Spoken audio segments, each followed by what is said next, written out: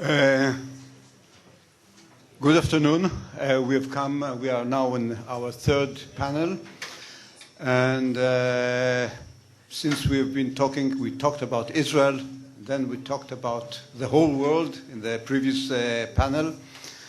Now it's the time to talk about some new kids on the block in the domain of ballistic missile defense. And our first speaker, the first topic would be Turkey. We wanted to invite here General Necmet Özel, but then we realized that we have a better option. Gallia Lindenstrauss, she's a researcher at the Institute for National Security Studies. She specializes in Turkish foreign policy. Her additional research interests are ethnic conflicts, Azerbaijan's foreign policy, the Cyprus issue, and the Kurds. She completed her PhD in the Department of International Relations at the Hebrew University. During the years 2009-2010, she was a postdoctoral fellow at the Davis Institute for International Relations at the Hebrew University. In 2007-2009, she was a Neubauer Research Fellow at the INSS. She lectures at the Interdisciplinary Center in Herzliya and has previously lectured also at the Hebrew University in Jerusalem. I would also comment that we will divide this panel into two sections because Gallia has to leave us shortly after her presentation, so we will take questions immediately after her presentation, and then we'll bid her farewell. Thank you very much. Gallia. Thank you very much. So first of all, I would like to thank Emily and Israel for the opportunity to speak in this important event. I apologize that I have to leave. There was a book project I was involved in, and the inauguration is today, so I have to go to Jerusalem. So I'm going to talk about Turkey. Turkey was already mentioned today, and indeed the fact that the Chinese company won a Turkish tender for missile defense has raised a lot of attention around the world, and I will discuss this in depth.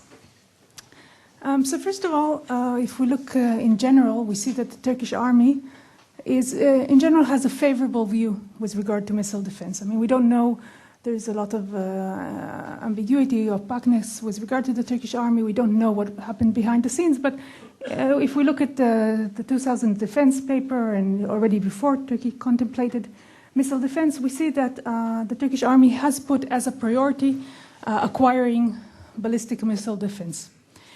Still, if we look at it today, Turkey still does not have independent capabilities of its own with regard to the missile defense. And the question, of course, is why? If it already in 2000 set it as a priority, why does it not have independent missile capability? And the answer is threefold.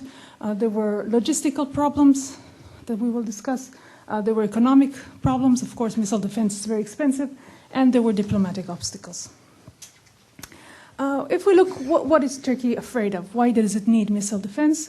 And I will specifically discuss the Middle East. As the ambassador mentioned in the morning, Russia is a more complicated issue. So the main threat Turkey is really worried about in the context of why it needs missile defense is in the Middle East. And we can say that there are three main threats. One was Iraq. Iraq during Saddam Hussein's rule was definitely a threat, was perceived by Turkey as a threat. The other threat was Syria because of its chemical weapons, and specifically since the Syrian civil war in 2011 broke out, Turkey was worried that it would be a target of the chemical weapons. And Iran, again, as mentioned by the ambassador in the morning, the big worry is the proliferation of ballistic missiles in general. It's not just nuclear weapons. And so Iran has worried the Turks already since the 1990s, but of course, as it's progressing in the nuclear program, it's more worrisome. Turkey has, because it doesn't have independent capabilities of its own, it had to request from NATO Patriot Batteries when it felt the need. And 3 times already it has felt this need. The first time was in the context of the first Gulf War in 1991. The threat was from Iraq.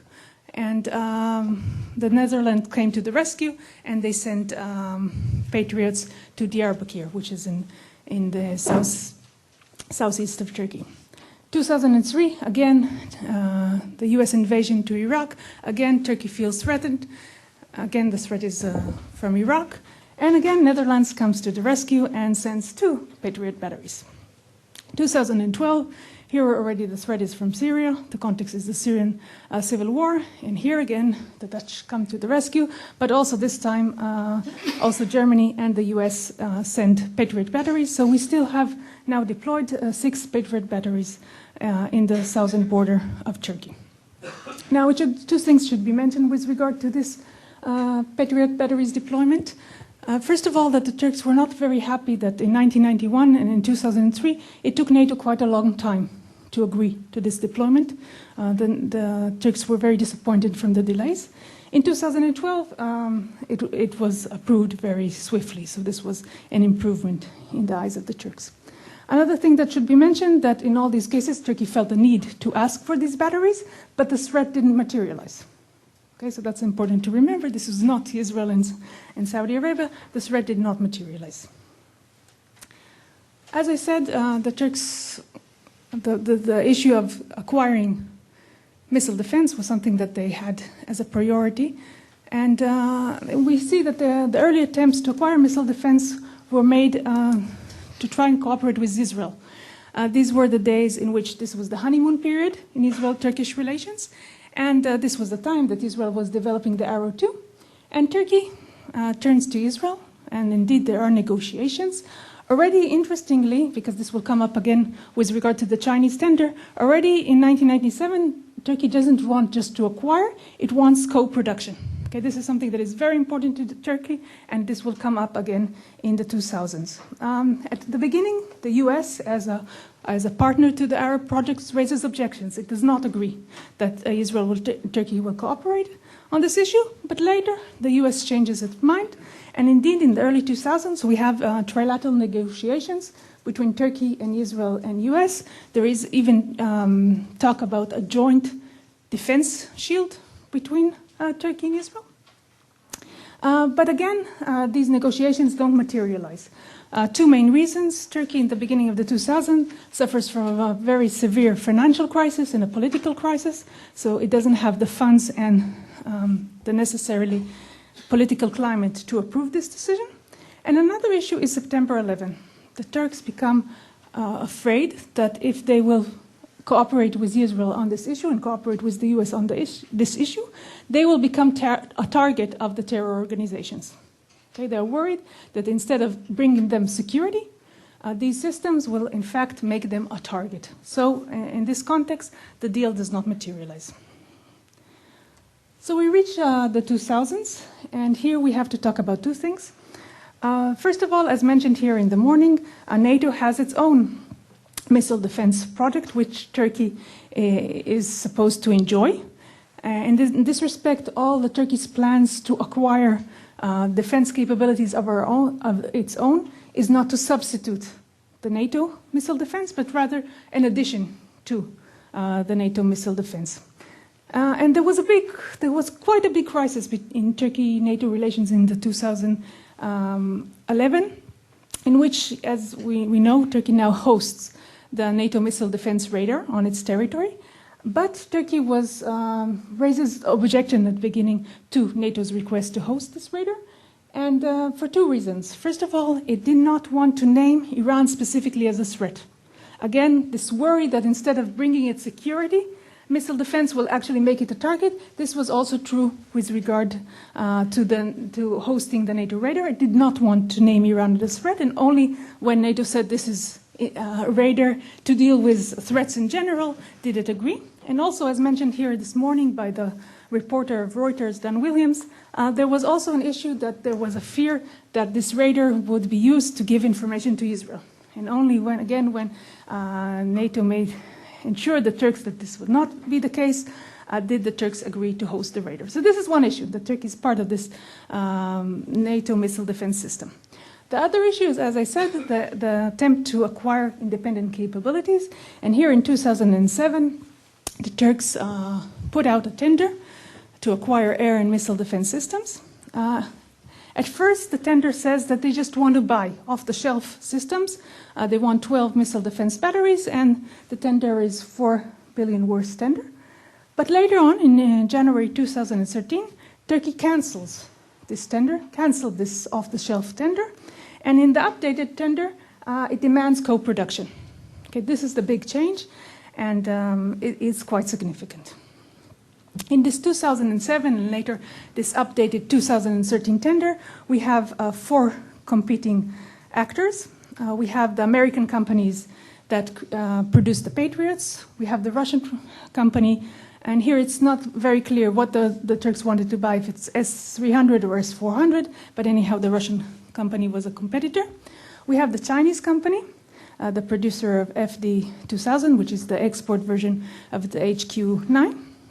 And we have the Italian-French consortium, which is the producer of the SAMP Aster-30. So these were the competitors. And in September 2013, it was revealed that the Chinese company came in first, the Italian-French consortium came second, and the American companies came third. Now, a good question is, how did the Chinese win? So first of all, I want to remind you it was a $4 billion tender, but the Chinese came underpriced. They offered the cheapest offer, which was $3.4 billion. Now, some say that this was actually a lost price, that the Chinese were here trying to spite NATO, and that they were offering basically a price that is not a reasonable price. But anyhow, it's clear that it was the cheapest offer. The second issue was that the Chinese were the most generous about co-production and technology transfer. And as I said, this is something that the Turks have put emphasis already in their discussions with Israel in 1997, and this is something that is very important to them. A third reason, which is perhaps less important than the previous two, is that the Chinese promised the earliest delivery date, which is 2017. Now, the situation right now is that the Chinese have won the tender.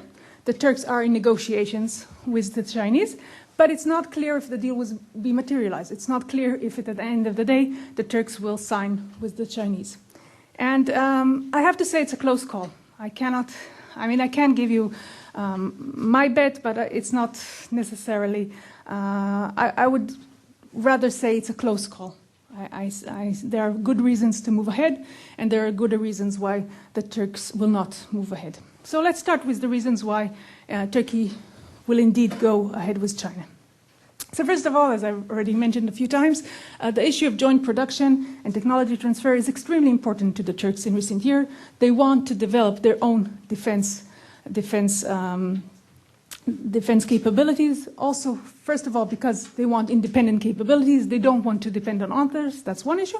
And they also want to be defense exporters in the future. So that's one issue. We see this emphasis on joint production not only in the tender with regard to military, not only with regard to this tender, but we see it in other tenders as well. Another issue, and it relates to the first one, is that it's a national pride issue. This emphasis on its own industries and on its own defense industries is something that relates to the national pride. In general, we see very ambitious projects in Turkey towards its centennial year, which is 2023. We see very ambitious projects in the civilian realm, but we see also very ambitious projects in the defense realm. So this is part of this. This is this fancy project they want. Another issue is that already basically once they changed the terms of the tender from 2007 to 2013, demanding co-production, it was clear that the U.S. companies could not win. This is something the U.S. companies are very, very hesitant about. So it was clear that they would have a very difficult time in the tender. The European companies, as I said, they came in second. But here is the issue of price. Okay, it's clear that the Chinese price was the lowest one. And lastly, when we see how the decision was reached with regard to who won Turkish tender, we see that Erdogan was personally involved. He was in the meeting, he chaired the meeting, he's behind this decision, so you can't say it was done behind his back, you can't say it was done against his will, and in this respect he is known to have a hard time to change his decision. So this is another issue why Turkey might go ahead with China. Now, why Turkey might stop.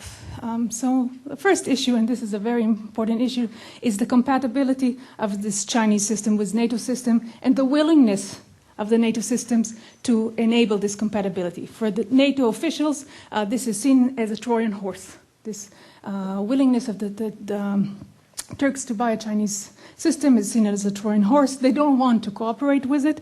In this respect, it's going to also be costly. So while the Chinese system might be cheaper in itself, once you calculate also the cost of trying to put it together with NATO systems, it might become much more expensive. The Turks say that they're aware of this, that they have their own plans to deal with it independently. They're talking about the Turkish satellite. Again, this relates to all these very ambitious Turkish plans in the defense field. And the Turks also point out that there are other NATO states who have non-NATO systems. And here they point specifically to Greece, which holds the S-300. The only thing that should be reminded in this context is that the only reason Greece has the S-300 is because Turkey vetoed that the Republic of Cyprus would get these systems. Basically, the Republic of Cyprus wanted to buy them from the Russians. The Turks said no way, and the compromise was to put these systems in Greece. So this was the context of why we have S-300 in Greece. So it's not the best example, but the Turks keep on raising this example. Another issue that came out quite clear is the Turkish army is not so happy about the decision. It prefers the Patriots. From the Turkish army's perspective, the Chinese system has not been tested in practice, and the Turkish army is already accustomed to US systems, so it prefers the Patriots. Another issue that has been raised is that basically the Turks don't really want to move ahead with China. And the only reason that they're progressing with China is to put pressure on the US companies and the European companies to be more flexible. And that this is only a way to pressure them, and once the pressures will succeed, they will move ahead with probably the European companies. Another strong reason why Turkey will not go ahead is that we see that there are very strong objections from both US and NATO officials. We saw a lot of strong declarations against the purchase of these systems. And we even saw a US Congress decision recently that to ban any use of US funds to integrate the Chinese system into the NATO system. So as I said, this is going to be expensive. This integration issue is complicated, it's going to be expensive, and the Americans, at least the American Congress, has said we're not going to give any dollars to this issue. And lastly, if the Turks think the threat is imminent, it's quite clear that if they go to the venue of co-production, if you go to the venue of technology transfer, this will slow procurement. So again, if the threat is imminent, it's problematic. It's going to be slower. And in the meantime, while they're in crisis with NATO, they still have to rely on NATO if something will occur. So this is an issue. A few concluding remarks. I think in some respects we can see the completion of, if indeed the Turkish-Chinese deal will be completed, I think we can see it as sort of a test case to whether Turkey how strong is its Western orientation. I think if it will go forward, it means that it has a more independent stance. I don't think it has moved east, but it definitely means that Turkey is more independent. It cannot be taken for granted. However, if at the end of the day Turkey does what NATO wants, it means that for good or for worse, Turkey is more rooted in the West than it perhaps wants. Also, it should be remembered, as I already mentioned, that in the short term, the dependency on NATO remains. Okay, in the short term, if something occurs, again, Turkey will have to ask for Patriot Batteries, and again, Netherlands will come to the rescue probably. This gives NATO leverage. Now, this leverage should be handled very wisely. Okay, you don't want to you don't want to push Turkey to the corner. But NATO does still have leverage to affect the Turkish decision. And lastly, as we know, politicians sometimes like to think in the short term. Erdogan is not necessarily the best example of this, but if I were a Turkish politician and I were thinking only on the short term, there is a question whether the threat is still there. Okay? The Iraqi threat, which was the cause of two deployments of Patriot batteries, is no longer there in the short term. With regard to Syria chemical weapons, again, they reached an agreement. The threat is no longer there. And with regard to Iran, it should be remembered that Turkey has a very ambiguous policy with regard to Iranian nuclear policy. Of course, it does not want Iran to reach nuclear capabilities, but if you compare its stance to the Israeli stance, to the Gulf state stance, you see that it's completely different. You see that the Turks are much more relaxed on the Iranian threat, and you see that, in fact, the Turks have contributed to some degree to advancement of the Iranian nuclear program. All the corruption case that is today in Turkey, part of it revolves around the energy gold deal between Iran and Turkey, in which Turkey bought energy from Iran. Iran, because of the sanction on the SWIFT system, could not get the money back. So the money for this energy was deposited in Turkish banks. And with this money, they bought gold that was exported later to Iran. Okay?